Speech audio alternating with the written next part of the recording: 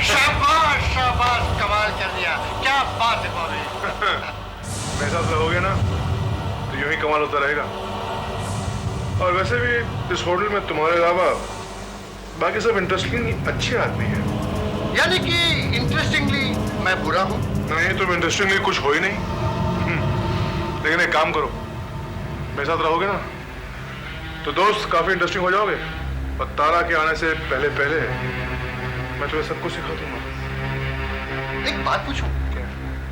वो खाने खास वाले फैमिली को डराने के लिए तो टेलीफोन पे जो उसको डराते हो, उस वक्त मास्क क्यों पहनते हो? भाई मुझे अच्छा लगता है। बस? नहीं, माल भी मिलता है। भाई अपना तो एक असूल है, कोई भी काम करवा लो उसकी कीमत दे दो। पकड़े गए हो तो? Don't be stupid, don't be stupid। Her bar phone मैं थोड़ी करता हूँ, वो तो लोगों से फोन करवाता हूँ। उनका मुंह बंद करने के लिए थोड़े बहुत पैसे देता हूँ और क्या। वो भी मैंने कभी फोन नहीं किया, लेकिन मेरी जबान कैसे बंद कराओगे?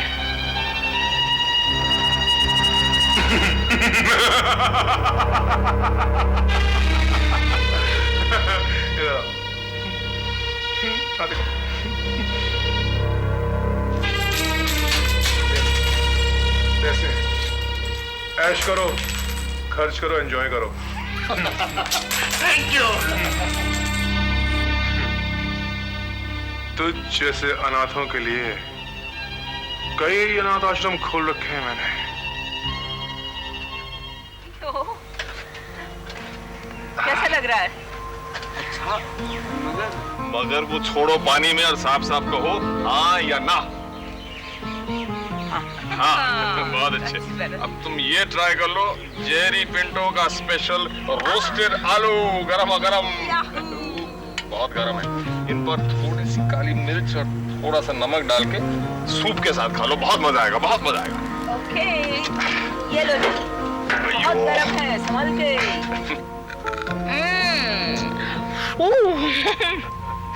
This is wonderful. गरम है। आप वाकई कमाल है, इतना अच्छा सूप भी बना लेते और ये आलू भी। अच्छा, और तुम? बाद में बहुत गरम है वो। Thank you. मालूम है कि हम जब थाईलैंड और कैम्बोडिया के बॉर्डर पे थे ना, तो महीनों तक हम सिर्फ सूप और आलूओं पर गुजारा किया करते थे। इन पे तो सालों गुजारा किया जा सकता है, इतने टेस्टी हैं।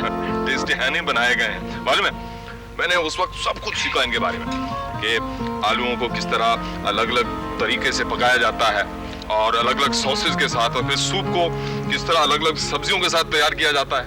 सब कुछ सीखा मैंने। लेकिन ये सब सीखने की जरूरत क्या थी भाई? ये मत कहिएगा कि कंबोडिया में इसके अलावा और कुछ नहीं मिलता। नहीं, आपकी बात सही है, लेकिन क्या है कि उस वक्त लड़ाई चल रही थी तो और कोई चारा था ही नहीं। लड़ाई? हाँ, लड़ाई, वॉर।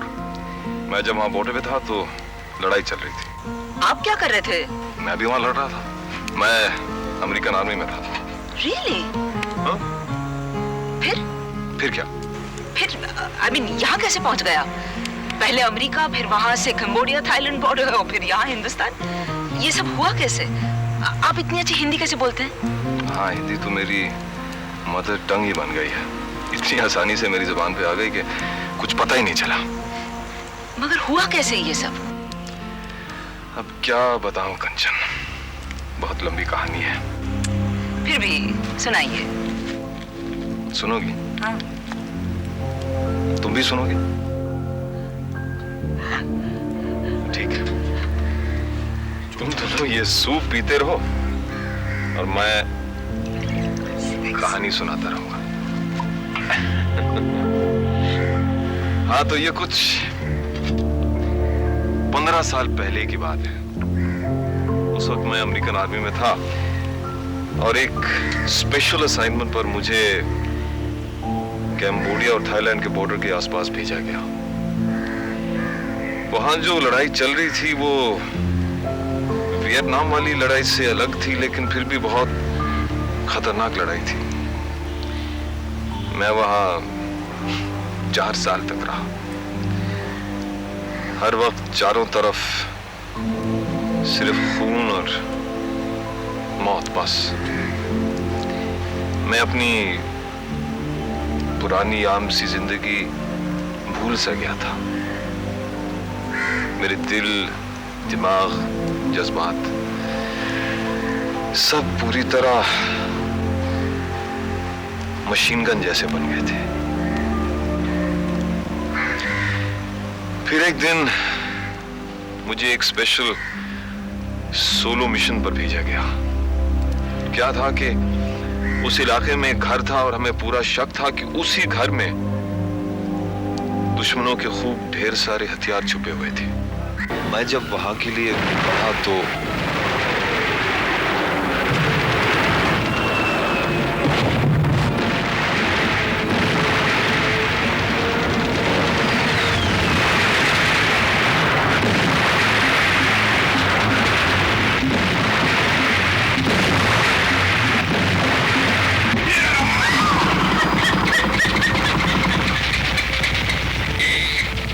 हथियार तो नहीं थे, बल्कि एक मामूली सी फैमिली थी। सिर्फ शक की बिना पर जंग के अंधेपन में मैंने माँ बाप दोनों को मार दिया था।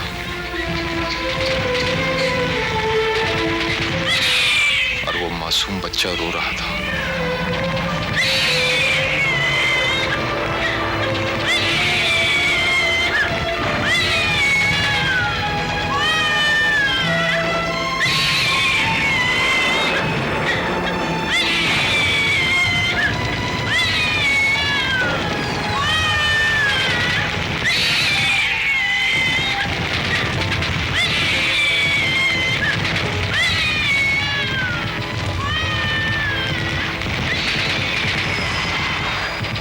मैं उस बच्चे को लेकर वहां से निकला, वरना वो भी मर जाता।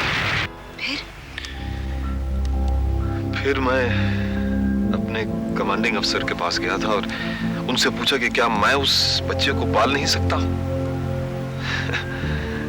उन्होंने मना किया और मुझसे कहा कि मैं बच्चे को उस जगह पर दे आऊं जो लड़ाई में यतीम हुए बच्चों के लिए खास तौर पर बनाई गई थी। मैं बच्चे को लेकर वहां गया तो था, लेकिन वहां की हालत देखकर मेरा तो खून ठंडा पड़ गया। मैं उस बच्चे को वहां नहीं छोड़ सकता था, क्योंकि उस बच्चे को यतीम बनाने वाला मैं ही था और उसको एक अच्छी जिंदगी देना भी मेरी ही जिम्मेदारी थी। और फिर क्या किया आपने? फिर क्या किया?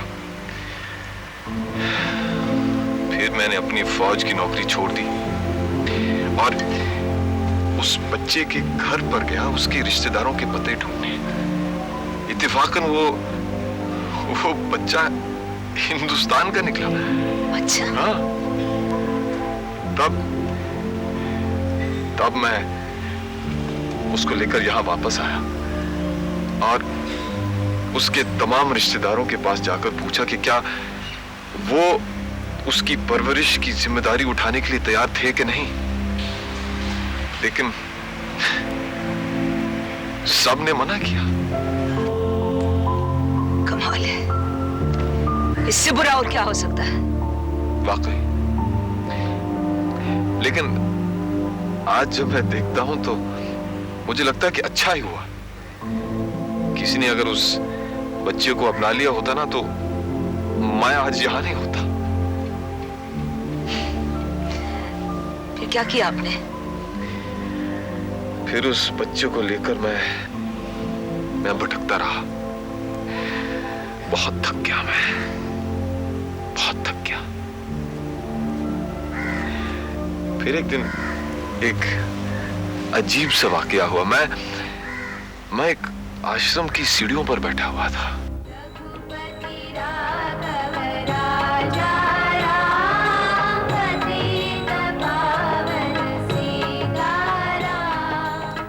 सन 1947 के दंगों के दौरान गांधी जी ने कहा था, अगर तुमने मुस्लिम परिवार को मारा है तो एक मुसलमान बच्चे को गोद लो और उसे मुसलमान ही बना के पालो। और अगर तुमने किसी हिंदू परिवार को मारा है तो एक हिंदू बच्चे को गोद लो और उसे हिंदू ही बना के पालो। यही तुम्हारा प्रायश्चित है।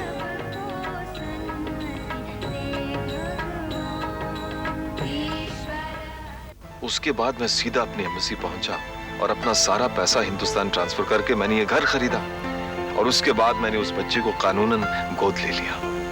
कौन है ये बच्चा? वीरू। वीरू? हाँ।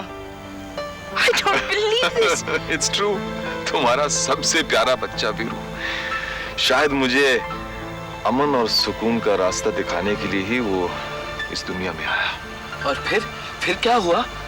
फिर वीरू और मैं यहाँ आराम से रहने लगे और फिर धीरे धीरे एक के बाद एक वीरू के दोस्त यहाँ पहुंचे और फिर एक दिन कंचन यहाँ पहुंची और फिर एक दिन तुम यहाँ पहुंचे। तुम यहाँ रहोगे ना हमारे साथ?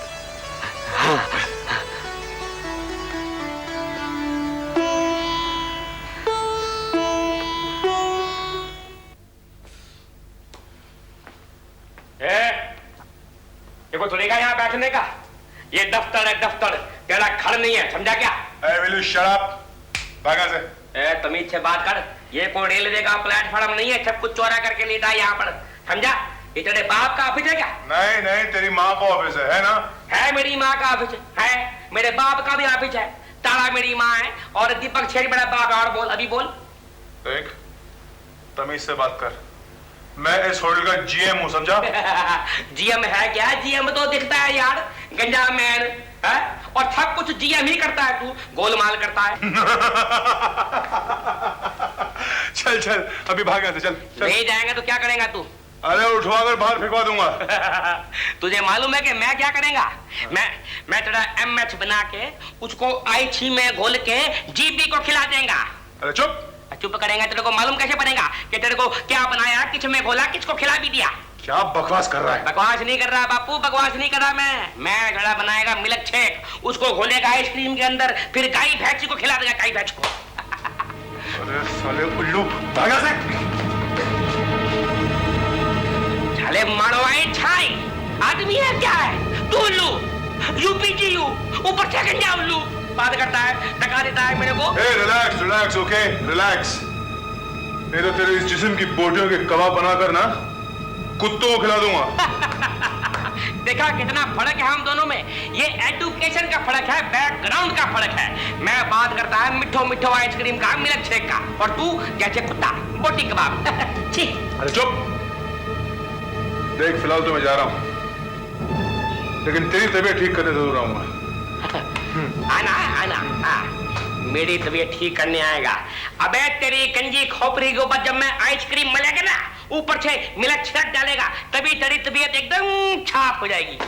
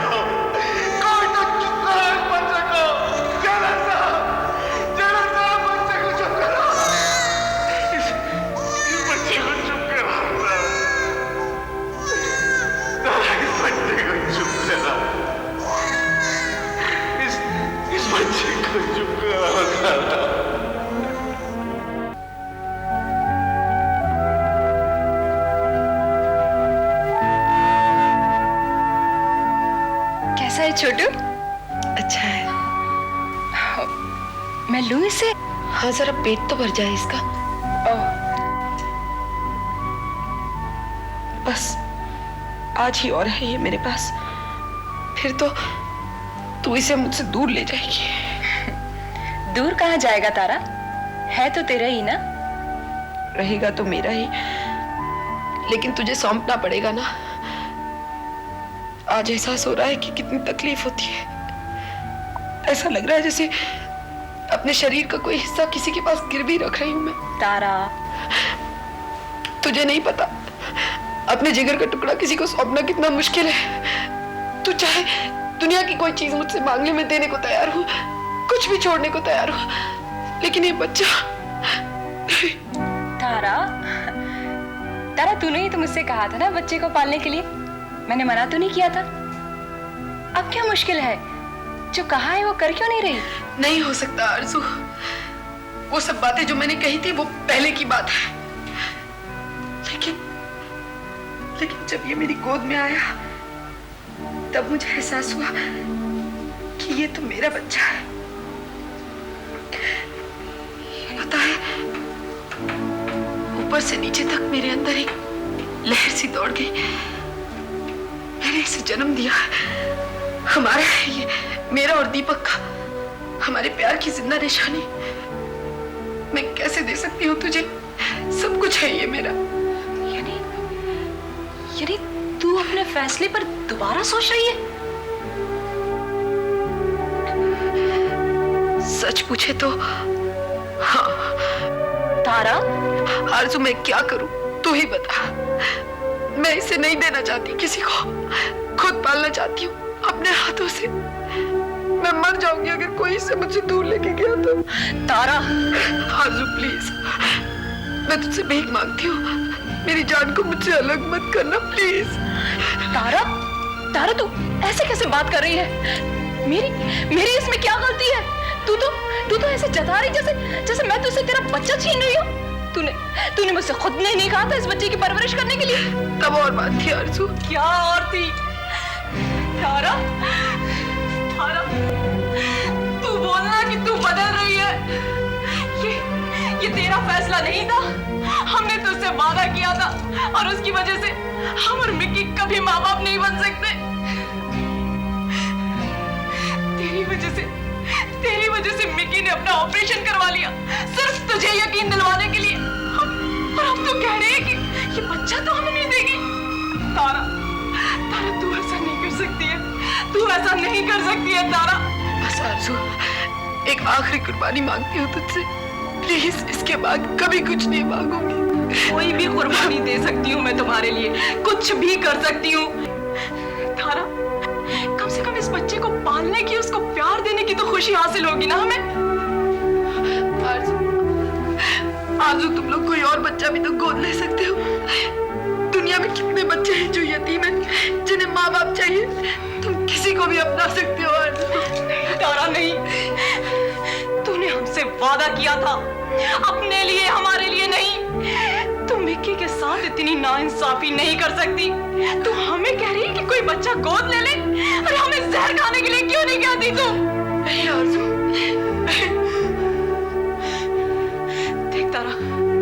देख तारा, मैं तुझे रोक नहीं सकती।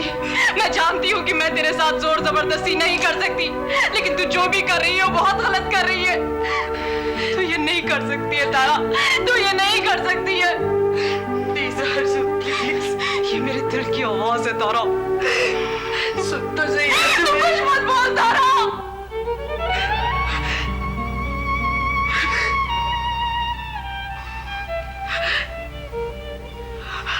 अच्छा ठीक है,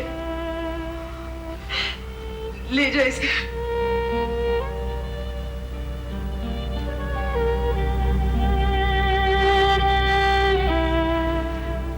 ठीक है, तो फिर मैं वादा करती हूँ कि रहेगा मेरे साए में हमेशा, लेकिन तुम्हारा ही रहेगा। मैं इसका नाम रख सकती हूँ? हाँ, माँ के सारे हक तो हैं ही ना तुझे। आरजू, इसका नाम दीपक रखना।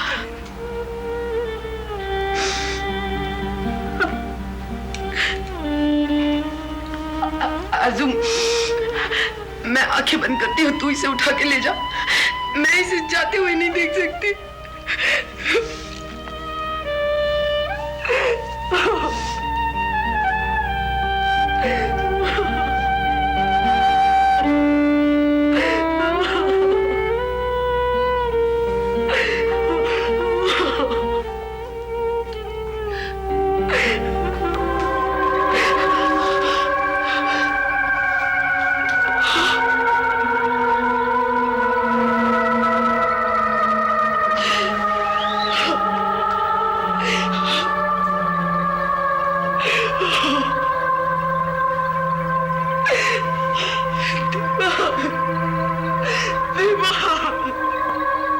दीपक, मैं बॉम्बे वापस लौट आई हूं। मुझे न जाने क्यों ऐसा लग रहा है जैसे मैंने अपना सब कुछ खो दिया है। इस समय इतनी अकेली हूं कि मुझे डर लग रहा है अपने आप से।